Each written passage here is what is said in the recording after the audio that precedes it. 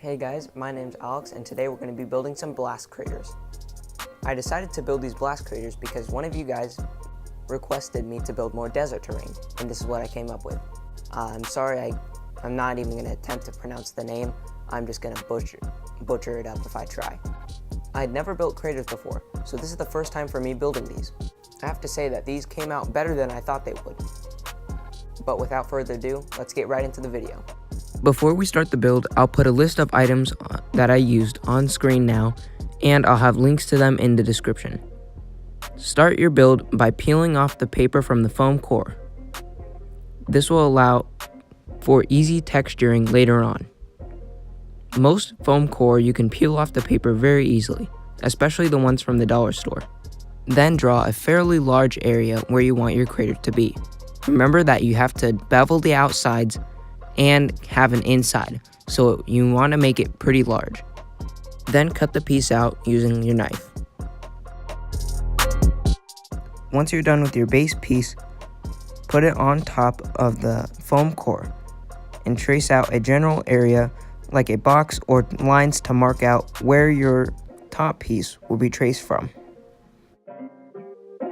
Then do the same thing but smaller so that it can stack on top of the base. For the second one, I cut two squares and stacked them on top of each other. Then I was going to bevel them together to try to hide the seam where the two would meet.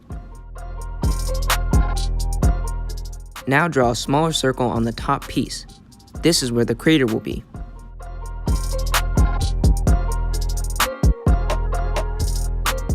After drawing the circle, I put toothpicks in mine, so then I would know where I wanted the crater to be. This would also help keep it in place.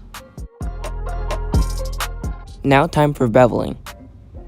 There are two ways that you can bevel this. You can bevel this the way that I did in my previous video, which is the simpler way, or you could do the chipping method. That's what I like to call it. Now there are two ways to do the chipping method. You can cut in V's on the foam core, or you can put your knife in just a little bit into the foam core at an angle and then pry out. Both will give you the same effect and will look much better than slicing. When I got to the point where I had to do the top, I just decided to take out the toothpicks and chip that one away individually, because there would still be the holes where the toothpicks were, so I knew where to place them.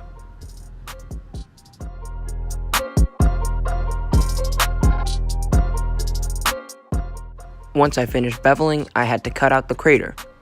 I put the two pieces back together using the toothpick and cut in at an angle going downwards where the crater would be, trying to just slice the very top part.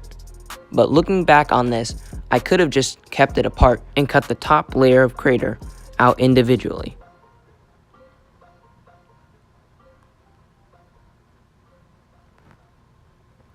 Now I had to cut relief cuts so then the inside bits of the crater would fall out easily.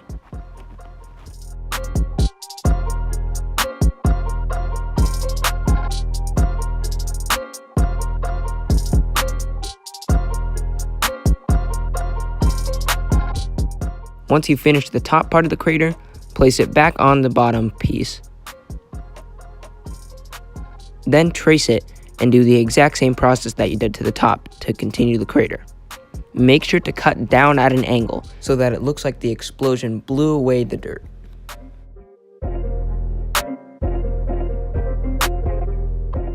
Once you finish that, hot glue the two pieces together.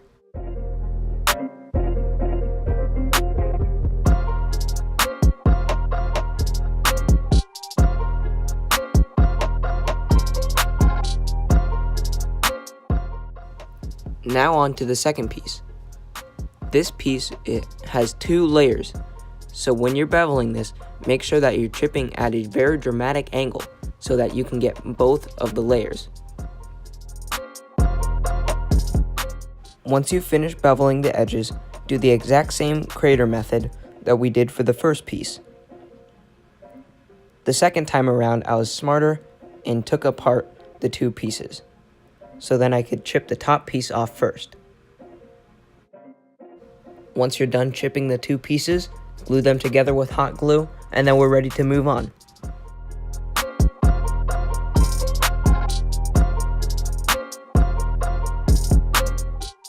Now onto sand and texturing. First, we're going to use a tin foil ball to texture up the piece. Doing this will give a lot of personality to the piece and make it stand out when we dry brush it. If you do this, you don't have to put sand, but it still looks nice with sand on. Now for sand. We're not going to be using Elmer's glue this time. We're going to be using a more secure way of doing sand. We're going to be using super glue, baking soda, and sand. This is one of Uncle Adam's pro tips, and if you haven't checked it out, go watch that video.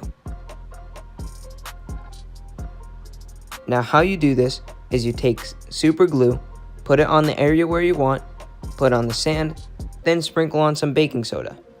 Then you can leave it there for about 30 seconds and tap off the excess baking soda. It's a very simple and effective trick and keeps the sand on very well. I did the second piece first and put the sand around the top of the base. There's no need to put any sand on the sides though, because that has enough texturing with the beveling. For the second piece, I put sand only around the ring of where the two pieces met. This would hide the ring, so then it would look more natural. Once you're done doing all of that, let it sit for a couple minutes. It dries up pretty fast, but it's still good to let it sit for a couple minutes just to make sure that the glue has dried. Then take a crappy old brush and brush off the excess baking soda.